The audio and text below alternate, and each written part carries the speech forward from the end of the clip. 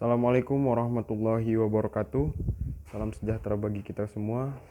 Izin perkenalkan diri, Taruna Utama Sultan Fathahillah STB 3883, Program Studi Manajemen Pemasyarakatan kelas A. Izin, di sini saya akan menjelaskan apa itu Badan Layanan Umum beserta ruang lingkupnya. Badan Layanan Umum adalah instansi di lingkungan pemerintah yang dibentuk untuk memberikan pelayanan kepada masyarakat yang berupa penyediaan barang atau jasa yang dijual tanpa mengutamakan mencari keuntungan dan dalam melakukan kegiatannya didasarkan pada prinsip efisien dan produktivitas. Dasar hukum Badan Layanan Umum adalah PP nomor 23 tahun 2005 dan aturan perubahannya. Tujuan BLU. Adapun tujuan BLU yaitu meningkatkan pelayanan kepada masyarakat dalam rangka memajukan kesejahteraan umum dan mencerdaskan kehidupan bangsa dengan memberikan fleksibilitas dalam pengelolaan keuangan berdasarkan prinsip ekonomi dan produktivitas dan penerapan praktik bisnis yang sehat. Selanjutnya kita akan menjelaskan tentang asas yang terdapat dalam BLU. Asas BLU adalah diantaranya BLU beroperasi sebagai unit kerja Kementerian Negara atau lembaga atau pemerintah daerah untuk tujuan pemberian layanan umum yang pengelolaannya berdasarkan kewenangan yang didelegasikan oleh instansi induk yang bersangkutan. BLU tidak pernah terpisah dari Kementerian Negara atau lembaga atau pemerintah daerah sebagai institusi induk karena BLU merupakan bagian perangkat pencapaian tujuan kementerian, negara, lembaga ataupun pemerintahan daerah.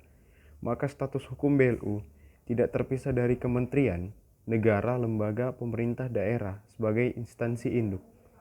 Menteri atau pimpinan lembaga atau gubernur atau bupati atau wali kota bertanggung jawab atas pelaksanaan kebijakan penyelenggaraan pelayanan umum yang didelegasikan kepada BLU dari segi manfaat layanan yang dihasilkan. Selain itu, pejabat yang ditunjuk mengelola BLU bertanggung jawab atas pelaksanaan kegiatan pemberian layanan umum yang didelegasikan kepadanya oleh menteri atau pimpinan lembaga atau gubernur, bupati ataupun wali kota. Selanjutnya ialah BLU menyelenggarakan kegiatannya tanpa mengutamakan pencarian keuntungan. Meskipun demikian, BLU dapat memungut biaya kepada masyarakat sebagai imbalan atas barang atau jasa layanan yang diberikan.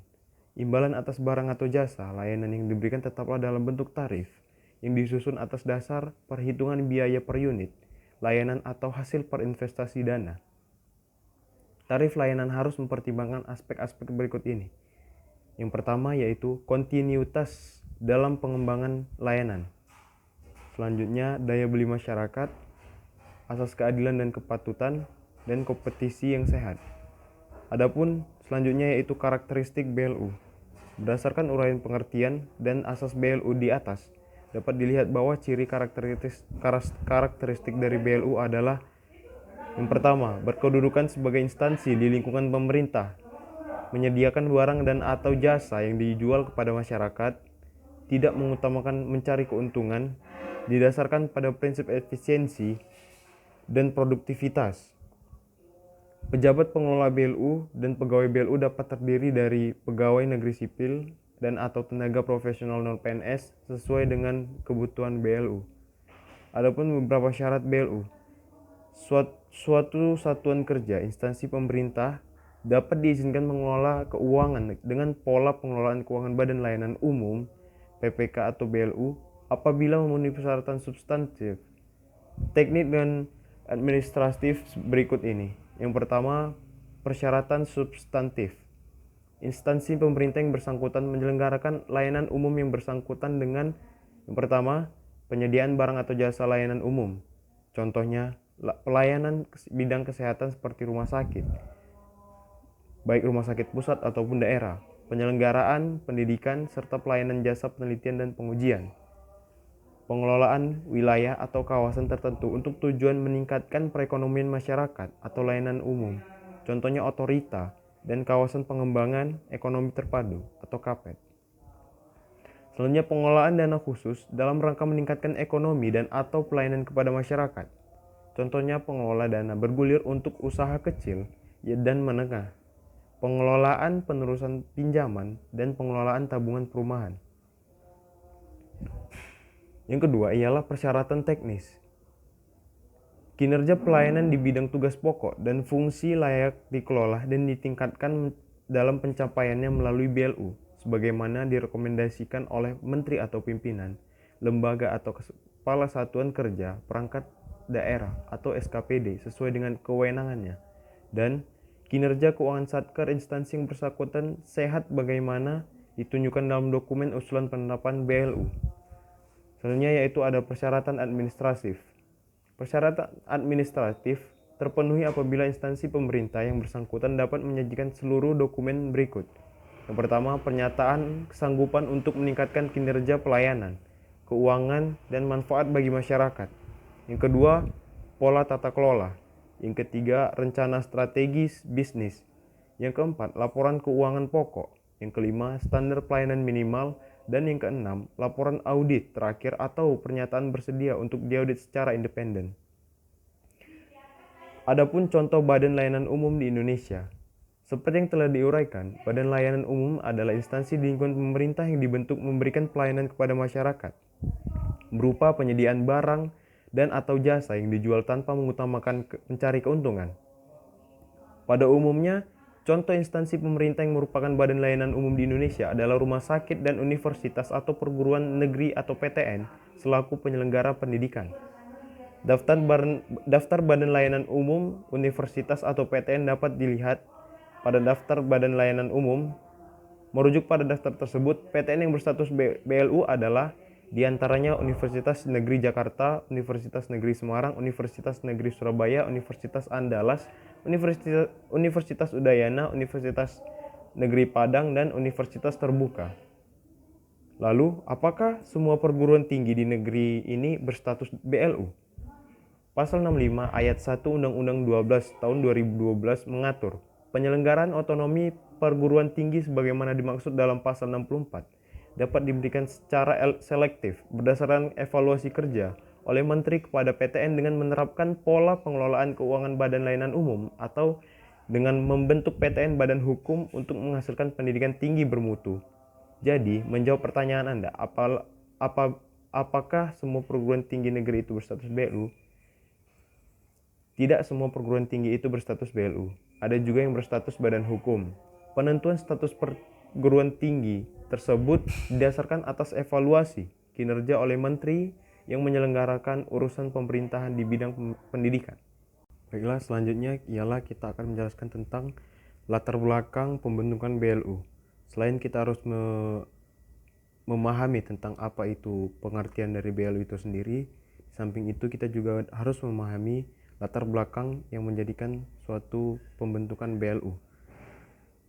Berdasarkan dengan latar belakang pembentukan BLU, didasarkan pada keinginan agar instansi pemerintah yang memberikan layanan kepada masyarakat dapat berkinerja dengan prima setara dengan layanan serupa yang dilakukan oleh sektor lain di luar pemerintah. Namun, harapan layanan prima yang diidam-idamkan terkadang menghadapi kendala berupa terbatasnya pendanaan yang diperoleh oleh negara. Semangat untuk dapat memberikan layanan prima tersebut yang kemudian mencetuskan adanya ide unit di lingkungan pemerintahan yang dilengkapi kekhususan dalam pemberian layanan. Kekhususan atau fleksibilitas tersebut yang kemudian membedakan antara BLU dengan instansi pemerintah lain yang statusnya non-BLU atau satuan kerja biasa. Apabila dirunut lebih jauh, fleksibilitas pada BLU memiliki kemiripan dengan perusahaan jawatan atau perjan. Keberadaan BLU merupakan penyempurnaan dari peran, di mana pada regulasi terkait dengan BLU terdapat penugasan berupa yang pertama, BLU merupakan unit kerja dari kementerian dalam rangka pemberian layanan umum. Yang kedua, status BLU sebagai bagian dari kementerian, bukan kekayaan negara yang dipisahkan. Konsepsi BLU merupakan titik temu antara instansi pemerintah murni dengan badan usaha yang bertujuan komersial.